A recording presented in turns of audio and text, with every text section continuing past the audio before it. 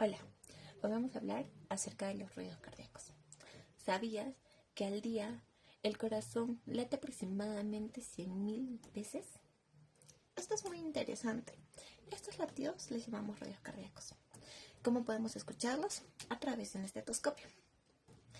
Esta es una técnica muy sencilla para poder percibir los sonidos y con ello poder diferenciar si son sonidos normales o sonidos patológicos. Antes de todo, vamos a empezar a hablar un poco del corazón.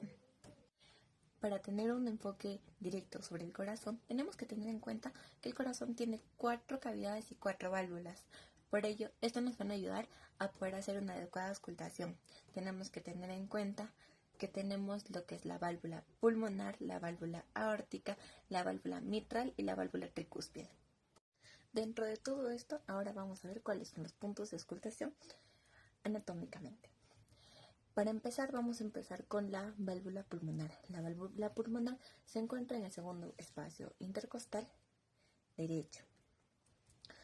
La válvula aórtica se encuentra en el segundo espacio intercostal izquierdo. La válvula tricúspide la encontramos en el cuarto espacio intercostal al borde del esternón.